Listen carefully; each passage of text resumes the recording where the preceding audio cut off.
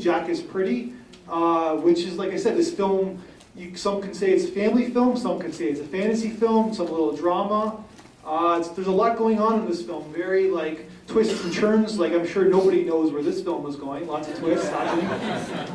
So who wants to make the first comments about Jack is Pretty? Kind of a very visually interesting film. Go ahead. I love that film. I love the colors, I love the music, I love that little girl was fantastic. That whole film was wonderful. A little creepy, but wonderful. Creepy is good. Sometimes creepy is good, especially if it has a good payoff to it. We'll go to the gentleman right here. I was just going to say the production design was incredible. Like, all of the house was just such a mess, to such an extreme degree, and I guess you kind of fantasize it to be more of a mess than it was, but just the way they set it up and the her room and the decoration that she had, the attention to detail and the junkyard, it was just a really visually an incredible piece and set. I just love that. Oh, and also, did you guys notice that they had bought one of those special boxes from the TV? Yeah, they had it. Wow, that's interesting, yeah. I never noticed that. I've seen the movie a few times. Go ahead. That was one of the best films I've seen at this festival. I thought it was incredible. This following that guy, like it was just so visually entertaining, and just for a film to have like almost no dialogue and be so compelling for half an hour. Especially for me, like in a movie, I need to have like dialogue, and that was just so good, so well done. It was like an adult fairy tale, you know, and just the little details, like the funny name of her book, and the special effects were so well done. You know, minor but so well done. It was really well done. Even there's like I was talking about genres, like being like even like the TV, like very funny. Like there's a lot of humor in this film too. Like it really takes you in a lot of different roller coaster of emotions. I really appreciate that you guys like this film so much. I loved how cartoonishly evil that kid was, because it was just like, he's burning toys in a pit at night, like what are his parents doing? He's just there with a little friggin' monkey clapping his hands. It was just like that, and I'm actually kind of sad that show shut down after all those years, because those guys were friggin' hilarious. I don't know how they didn't get a better show going or anything. It was great. I love the movie. It was really well done. Some could argue that the monkey's the evil person, the monkey's the one who's triggering the kid. Like that's sort of what's happening here. Like the box is triggering, so the monkey is sort of like setting the kid on kind of in motion, kind of controlling the kid. And then as soon as he leaves, the monkey stops. But maybe I'm just reading too much into it. So like the movie had a really high production value, I suppose.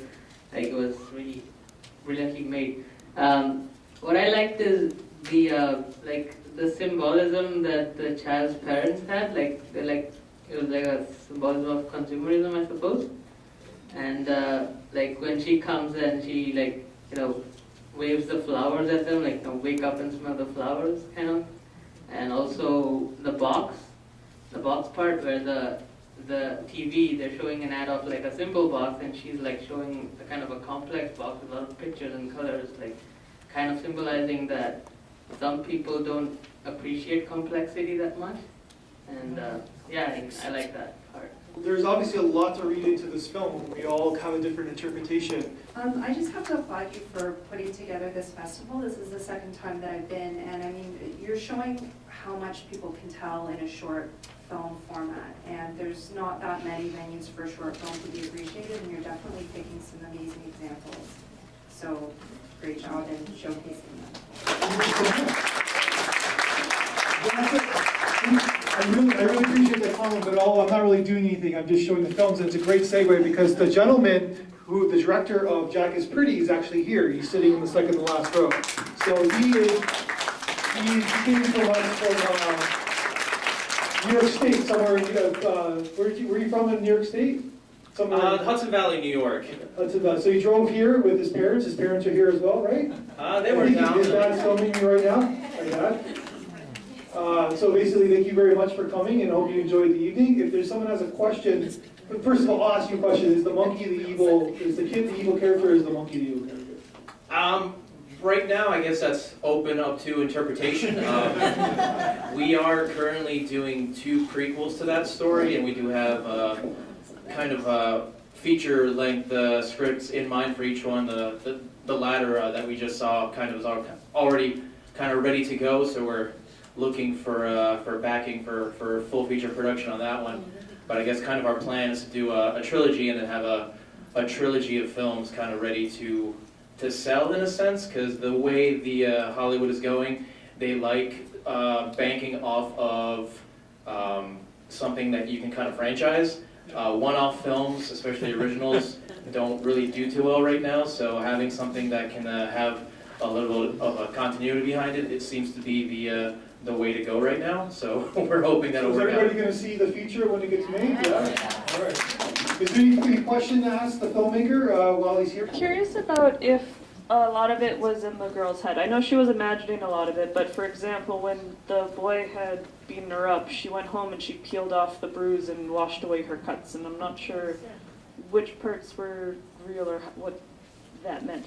Well, we kind of wanted to keep parts of it somewhat ambiguous, so a lot of that really is up to the way that you watched it. Even between myself and the writer, we kind of have different ideas on exactly that question on what was real and what was not. We've heard many times in the past, some people think that when she gets hit in the head and falls over that she's dead, and then that the rest of the film is kind of her in the afterlife and so forth. I'm not going to say whether or not that's actually true or not. Like I said, it seems like everyone involved on the production has a different idea of kind of where the story goes, and I kind of like that because we kind of take away something different from the piece in all of us, I think. So we kind of like to leave it a little ambiguous, and I don't think there really is a right or wrong answer here. I know I had my own perspective on certain things, and I kind of steered it that direction, but we kind of like to leave it open and leave it up to interpretation. Okay, I like numbers, so budget and shooting schedule. Budget is a question that is very difficult for us to answer, mainly because I do have my own production company, so we didn't have to spend any money on cameras or lenses or anything. This was a labor of love, nobody got paid. So our budget basically consisted of costuming, food, Sets. even sets. All the house was donated to us. It was an empty house we got for a summer. A friend of ours was selling the house, so there was nothing going on there. We had it completely to ourselves. That was the living room, and the bedroom was in the same house. We didn't have to pay anything to use the junkyard. We just had to shoot on Saturdays between 11 and 1 and Sunday afternoons. So we kind of basically shot the film on weekends over the course of a summer. And you can actually see in some shots that you can see the girl actually growing. There are scenes in that junkyard that take place literally 2 months apart from shot to shot. So it was a little difficult in editing-wise to not reveal that too much, but I think we kind of figured it out a little bit. Just a bit of a nerdy question about reference. The monkey, that image of the monkey kind of overlooking this evil scene. Are you a fan of anime by any chance? Have you seen that before? Honestly, no, I'm not. I was just wondering if it was from somewhere, because I think that I've seen something very similar in anime before, and I was just kind of curious about that. But thank you. Great film. Thank you.